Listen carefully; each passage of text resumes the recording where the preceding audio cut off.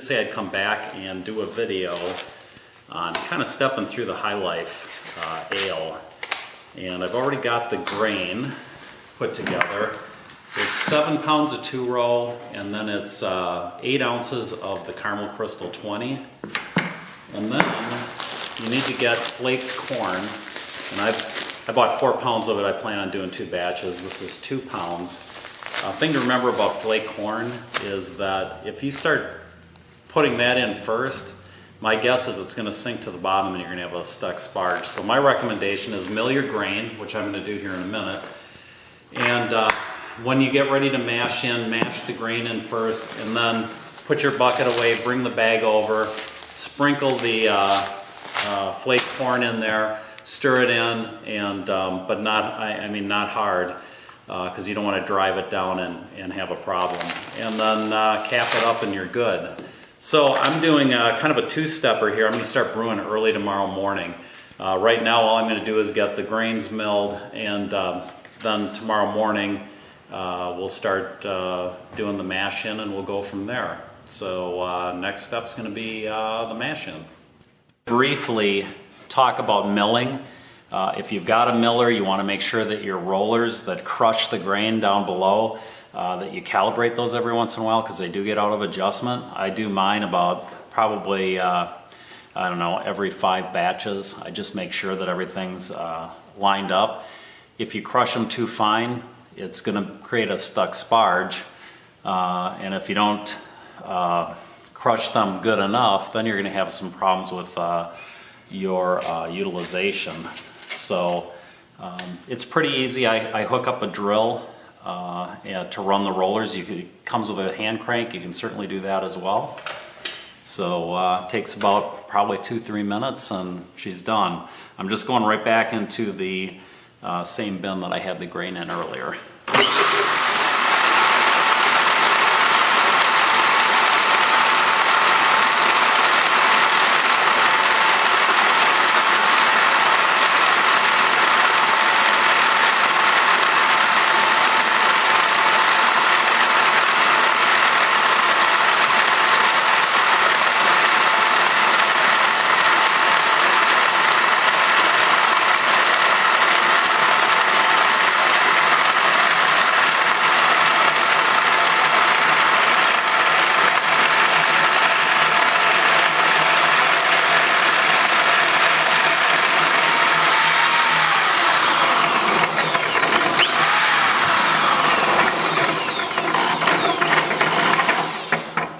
And that's it.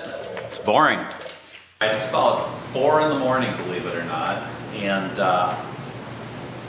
I've gotten the hot liquor tank heating right now. We need to get up to about 167 degrees in order to get somewhere around 3 gallons, 3.68 gallons of water in the mash tun, and then we'll add the grain. What I've done in the meantime is I've gotten everything kind of laid out as far as the hops. I've got my yeast pulled. I've written my information down on my sheet as far as the yeast, what the code date is, what the expiration date is. And the reason I do that, and the only reason I do it, is in case I have a problem with a batch or batches, I can trace back and find out everything that's been affected. I write the hops down as well, although it doesn't seem like there's really any code date information on there that I've been able to find. But I write down, you know, basically the dates that I've brought them in from the shop. So, in any event, I get all that information captured, so I'm ready to roll once we get going here.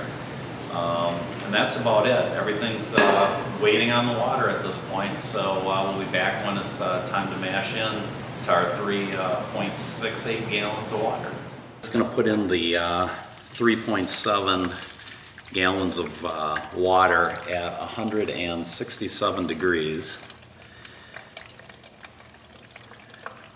And then I'm going to start to mash in. And again, I have sanitized everything. I've run sanitizer through my mash tun. I've had it through the boil kettle already. The only thing I haven't sanitized at this point is the 6.5 gallon carboy, which it's too early to do that right now. I'll do that probably during the later part of the boil. So right now the main thing is to just get the water at the right level, and then we will start to mash in the grain and the flake corn, which will go in last.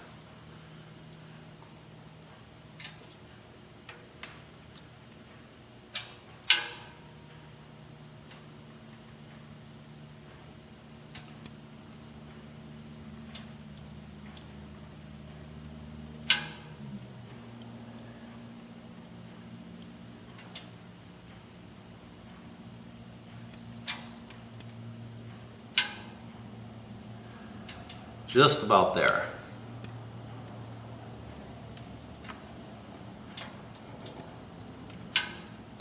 All right, that's it for adding the water.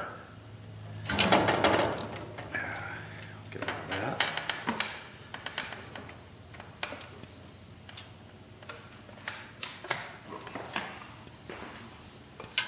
Okay, so now we're going to add our 2-row.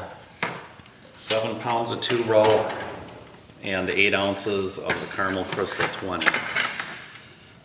Again, when I'm mashing in, I'm not going very fast with it, and I'm making sure that I'm not pushing it down into the stream so that I don't end up with an issue later with a stuck sparge. I've had maybe 3 stuck sparges, and for only one of them was I able to get it unstuck with not much trouble. The other 2, I actually ended up having to dump out the mash tun, clean it out, and then put my mash back in, and then start all over again as far as draining into the kettle. So it's not fun to have a stuck sparge, that's for sure.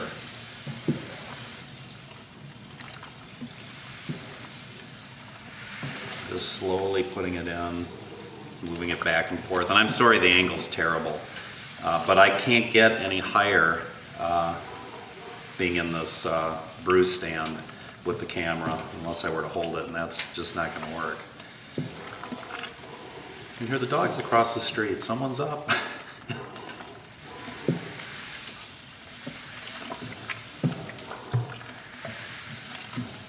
We have a couple very early morning walkers out here.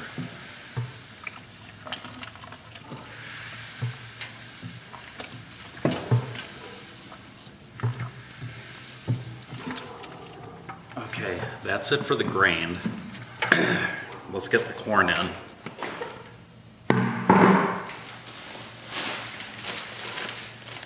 And here's my 2 pounds of flake corn.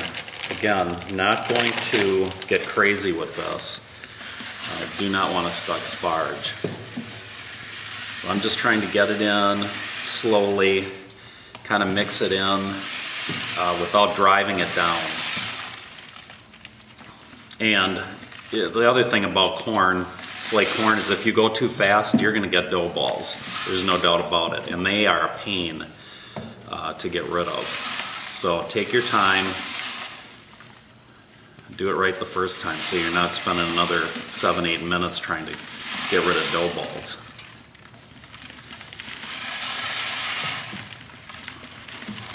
Again, it's 2 pounds of flake corn.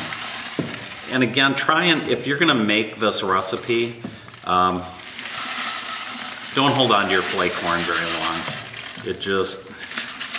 I have a feeling it doesn't have a very long shelf life on it. I keep everything in bags.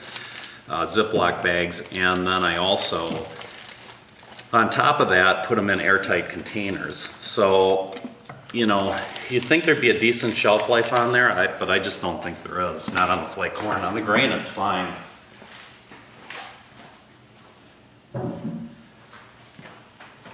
Okay, that's it. We're going to seal it up. Slightly move it around for later. And I'm at 150 degrees in there. I was supposed to be at 152. I'm happy with 150. That's it. We'll come back when it's time to sparge. Okay, it has been an hour. And we are going to do the first runnings And the point here is to just basically get your wort flowing down into the brew kettle without any extraneous matter in it. And as you can see, there's quite a bit of extraneous matter to start with. It's not terrible, but what you want to do is watch for grain coming through the hose. And once you know you have it clear, you can dump the runnings back into your mash tun and then just start the sparge, which is what we're going to do.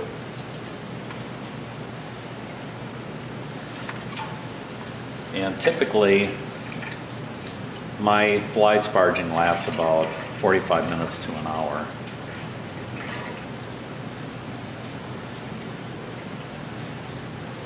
So I try to get my flow rate such that it'll last about that long before I'm at 7 gallons in the brew kettle or whatever is required.